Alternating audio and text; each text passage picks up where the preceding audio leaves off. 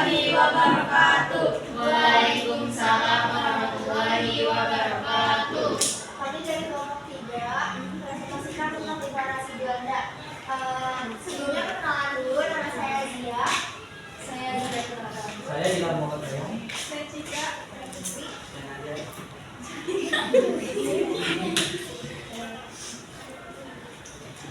Jadi deklarasi Juanda itu pernyataan kepada dunia bahwa Laut Indonesia termasuk laut sekitar, di antara, dan di dalam Pulau Indonesia.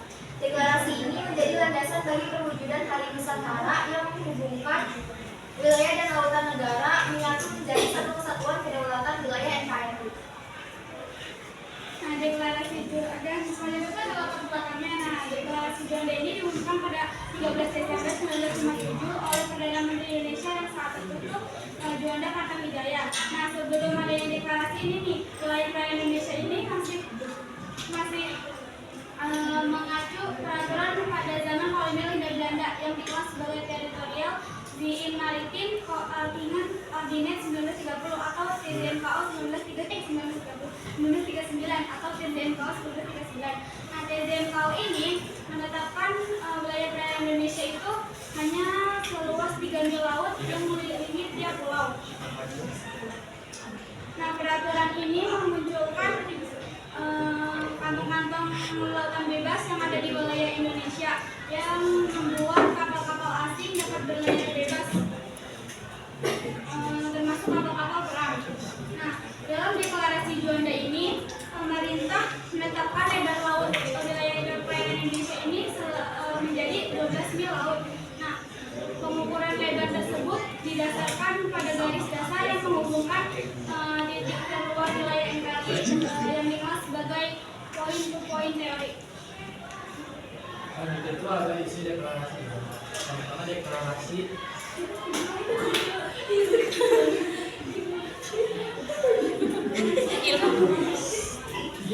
Isi deklarasi Juanda itu ada 3. Yang pertama, deklarasi mengakui bahwa negara Indonesia itu memiliki coraknya tersendiri. Yang kedua itu Kepulauan Nusantara itu sejak dulu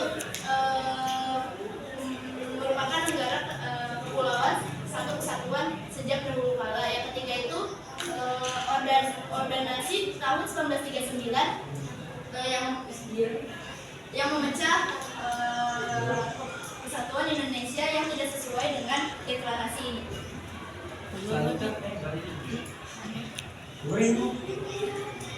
Tujuan deklarasi Juanda. Yang pertama mewujudkan bentuk wilayah kesatuan Republik Indonesia yang utuh dan bulat. Yang kedua menentukan batas wilayah NKRI sesuai dengan asas negara dan kepulauannya.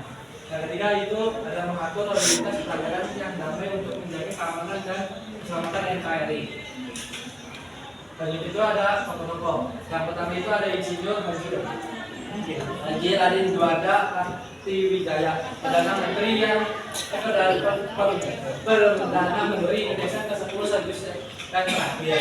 Dia menjabat dari 9 April sampai 9 April tahun 1950. Yang kedua itu ada Profesor Dr. Muhammad Kusuma Muhyiddin pernah menjabat sebagai Menteri Kehakiman pada tahun 1978 sampai 1988. Yang terakhir ada Profesor Dr. Masih Diplomat Indonesia dan ahli hukum laut internasional.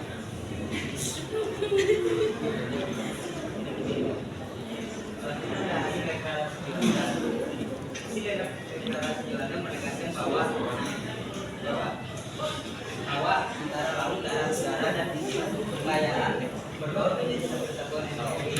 Sementara dari pemerintahan Belanda wilayah Indonesia masih masih berbasis pada darat dan udara. Berkat tegasnya yang diberikan oleh Juanda Kartawijaya. Dampak yang diberikan deklarasi Juanda membuat Indonesia dapat mengeluarkan kedudukannya sebagai negara kepulauan melalui deklarasi tersebut. Wilayah laut di sekitar Pulau Indonesia yang berjarak 12 mil merupakan wilayah laut Indonesia. Dampak positifnya, Indonesia mampu menyatukan seluruh wilayah dalam satu kesatuan dan menetapkan kedudukan sebagai negara kepulauan. Indonesia juga diakui sebagai satu kesatuan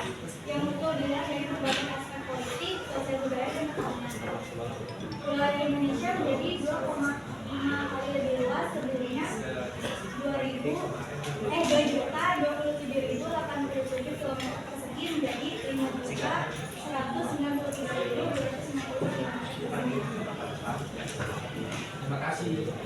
Cukup sekian dari kami. Wassalamualaikum warahmatullahi wabarakatuh.